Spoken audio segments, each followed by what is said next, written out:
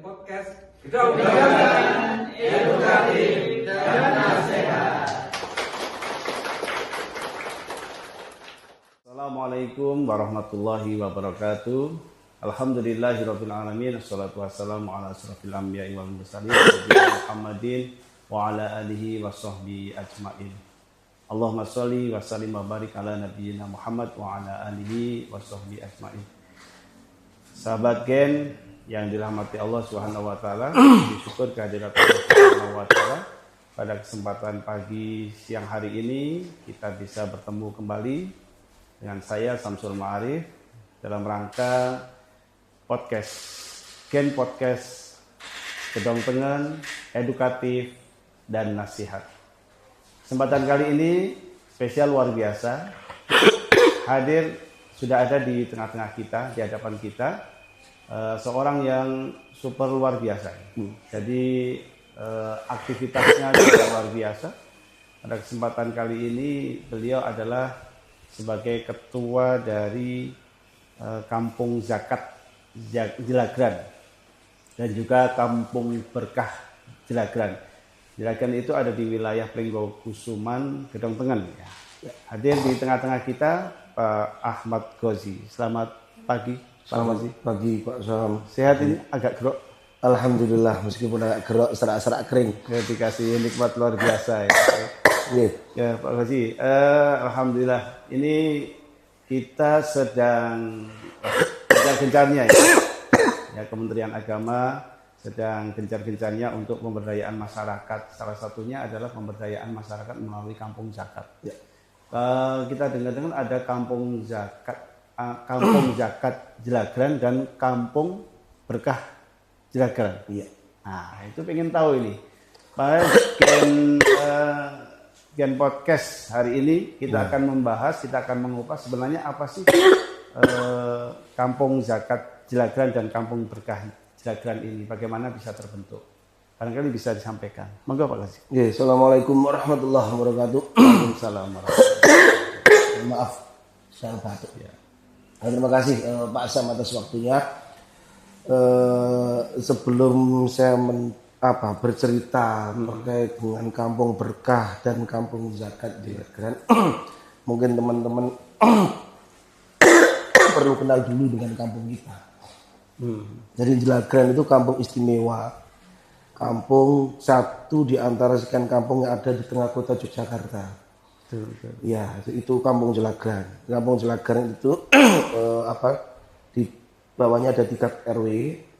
Jadi RW 01, 02, 03. Kampung Jelagran berada di Kelurahan Pringgokusuman.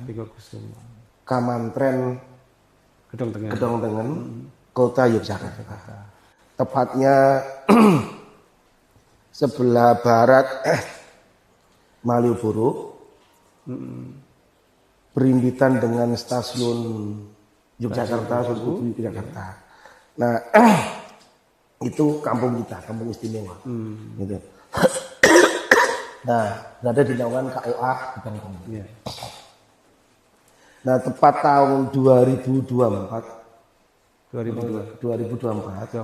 Ya, ada pemilihan Kampung Berkah dari kolaborasi Basnas Kota Yogyakarta dengan Kemenak Kota atau dengan KOA.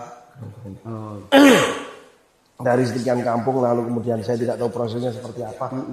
Terus berkah Allah Subhanahu wa taala akhirnya kampung kami itu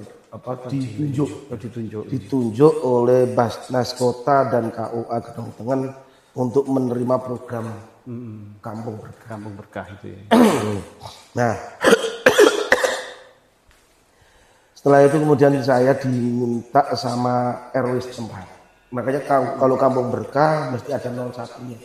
Karena Kampung Berkah itu RW spesifik di satu RW. Satu RW yaitu RW 01. Jadi kalau Kampung Berkah 01. 01. Padahal Jelagran itu ada berapa kampung? Ada RW.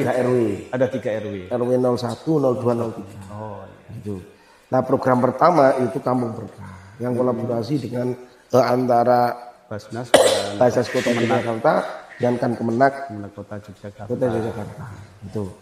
Lalu berjalan 1 tahun. Alhamdulillah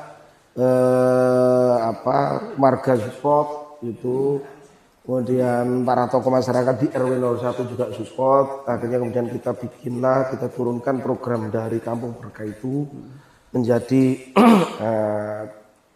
beberapa program yang kita bingkai dalam Pokja. Ada Pokja keagamaan, ada Pokja ekonomi, ada Pokja lingkungan. Gitu. Nah, di Pokja lingkungan tentu sudah normatif lah ya. Bagaimana menghadirkan lingkungan kita bersih, nyaman, gitu. Dan yang menarik dari kampung kita ini, di sana ada pembauran antar umat yang berjalan secara natural. Di sana ada 2 musola, ada 1 gereja. Sebagian besar umatnya Muslim, tapi juga ada teman-teman Nasrani. Gitu. Dan itu berbaur secara natural. Gitu. Dan ini menjadi kekayaan bagi warga kami. Gitu. Lalu agama, nah kita sepakat bahwa KBJ bukan menjadi dewa yang diturunkan oleh Sang Mahadewa di sebuah tempat yang maha kotor lalu dibersihkan, enggak. Gitu. Kampung RW 02 sudah berbina menjadi baik, gitu kan. Lalu ada tokoh-tokoh masyarakat tadi itu, tokoh agama Nasrani, tokoh agama Islam yang sudah berjalan membimbing umat. Nah, Kampung Berkah sifatnya adalah mensupport, gitu, mensupport proses menjadi baik untuk lebih baik itu. Itu tidak men-take over. Itu. Nah, maka Pokja keagamaan itu sifatnya adalah mensupport kegiatan tradisi keagamaan yang sudah berjalan, didukung ya gitu ya. Iya, gitu. Nah, itu dilandingkan karena ini itu program Basnas ya, sama KUA. Maka kita landingkan program keagamaan itu di 2 musola tadi. Oh, 2 musola. Ya. Di 2 musola, Baitur Taubat dan Baitur Rahim ya. Baitur Rahim ya. Baitur Rahim. Baitur Rahim. Gitu. Lalu kaum Boes sebelumnya sudah punya menginisiasi kegiatan tahunan. Oh gitu.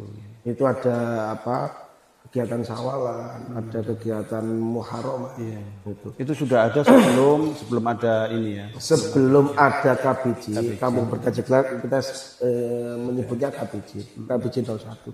Tapi tidak lama. Gitu. Hanya ini tidak turun temurun dari itu, enggak. Gitu.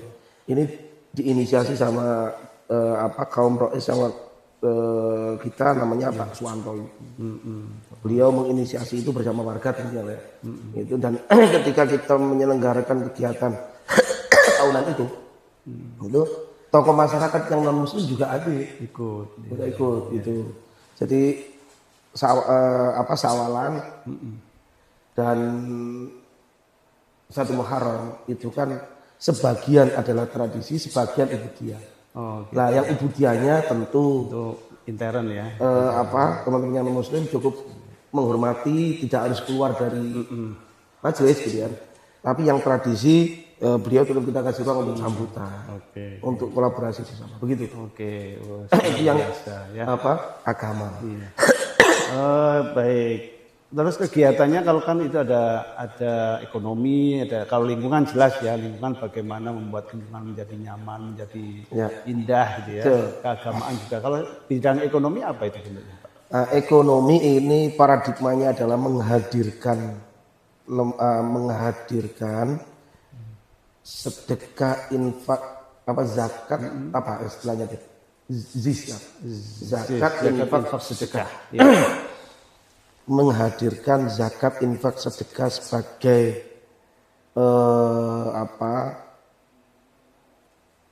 alat transformasi ekonomi masyarakat. Keren banget istilahnya. Iya. Gitu. Rata-rata ya sebelumnya itu apa? Dagang atau ada mata pencahariannya masyarakat? Warga kita di 01 ada terdata oleh KBJ itu ada 69 UMKM. UMKM. Sebagian mereka ada di cemilan, jualan cemilan, gorengan, angkringan, Iya. sebagian jahit. Gitu. Tapi di wilayah situ saja. Iya, di wilayah 01 itu. Wilayah 01 kita menyebutnya sebagai wilayah RW yang eksklusif, bukan terisolir tapi eksklusif. Kenapa? Karena secara teritorial ini RW dibatasi oleh jadi sebelah utara Ada rel. ada rel. Sehingga ini rel itu membatasi antara RW 01 Jelagran dengan Kampung Badran. Ada akses nggak lewat itu? Aksesnya ada di belakang tapi tidak terlalu besar. Lalu tentu aksesnya jalan besar, jalan utama. Makanya saya katakan ini tidak terisolir tapi eksklusif. Eksklusif. Ya. Sebelah timur dengan RW 02 itu dibatasi dengan jalan besar itu. Jalan besar. Yang pertigaan perempatan itu. Itu. Itu ya. Lalu sebelah selatan dibatasi dengan jalan dan sebagian sungai Winongo itu. Timurnya dengan sungai Winongo. Gitu. Sehingga ketika kemudian kita melakukan perubahan-perubahan sosial di situ sekecil apapun itu kita punya warna, bisa menjadi warna sendiri gitu ya. Tapi nggak merasa aku sendirian di sini, aku terisolir, aku. Tentu enggak ya. Tidak, karena tadi ini bukan kampung yang terisolasi. Ini kampung yang eksklusif. Aksesibilitasnya luar biasa, apalagi ini tengah dibangun jalan infeksi itu yang itu semakin menjadi kampung ini istimewa. Tempat indah gitu ya. Tempat indah ini yang saya sama kepala KUA Gedong Pedas sedang mendiskusikan untuk KBJ dan KJJ eksplorasi itu lebih betul memanfaatkan luar biasa. Jadi teman-teman yang UKM itu juga alhamdulillah juga terjangkau dan terjamah oleh kampung berkah ya, kampung berkah. Ya, ada 2 program besar dari KBJ itu untuk ekonomi. Nah, ini apa ini? Ya, satu yang direct program. Direct program itu program langsung dengan UMKM. Itu kita kemarin penyaluran dana ya, bantuan untuk UMKM. Itu sumbernya dari Basnas, dari zakat infak itu ya. Lalu yang kedua kita pelatihan untuk UMKM. Jadi kita install kemarin pelatihan membangun keluarga yang tangguh. Karena usaha sekuat apapun apalagi UMKM itu dinamika keluarganya akan punya pengaruh yang signifikan. Kalau keluarganya itu maslahah, damai, sentosa, riang, gembira keluarga, maka mendevelop usaha itu akan beda dengan keluarganya yang sedang congkrah.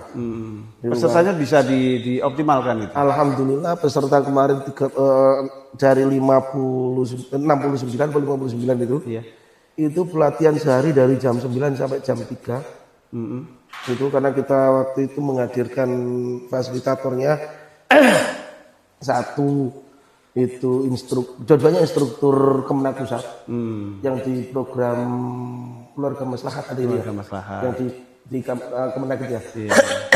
Itu satunya psikolog UGM yang juga tim Kemenak Pusat itu. Yang satunya dosen UIN, jadi bicara soal konsep keluarga sakinah maslahatnya itu dari UIN. Itu lalu pendekatan psikologinya dari ini satu. Jadi nggak bosenin ya? Alhamdulillah jam? Sampai jam 9 atau jam 3? Itu yang keluar artinya yang tidak sampai selesai hanya tidak sampai 5. Ada foto-foto. Itu satu. Nah yang kedua itu BUMN, Badan Usaha Milik Musola. Badan Usaha Milik Musola ya. Badan Usaha Milik Musola ini kalau kita bedah satu sesi, saya pikir cukup istimewa itu karena ini spesial ini ya. program spesial. Karena itu disupport sama Kemenak Pusat dan Basnas Basnas pusat, ya. karena dianggap punya keistimewaan dari paradigma programnya sampai pada turunan. Nah, ini menarik ini. Ini sesuatu yang harus kita gali betul-betul. Siap. Nah, ini di tengah kota ada program yang luar biasa itu ya. Barangkali kalau memang di daerah banyak pohon, banyak hutan, banyak gunung yang mungkin bisa. Kalau ini tempatnya bisa dibilang kecil gitu ya, terbatas tapi bisa dimaksimalkan. Baik, terima kasih untuk sesi ini. Alhamdulillah Mas Gozi kita sudah dapatkan dan sahabat Gen Podcast Gedong Tengen, alhamdulillah ini dari pemberdayaan ekonomi masyarakat ya melalui zakat infak sedekah sudah insya Allah sudah berjalan berarti berapa tahun ya? Dari 2004, 2025, hampir 3 tahun.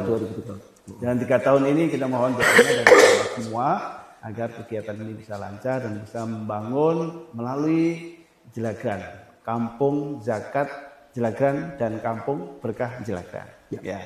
Terima kasih Mas Gozi, semoga bermanfaat. Kita sambung nanti di sesi yang kedua. Iya, terima kasih Pak Samsul. Assalamualaikum warahmatullahi wabarakatuh.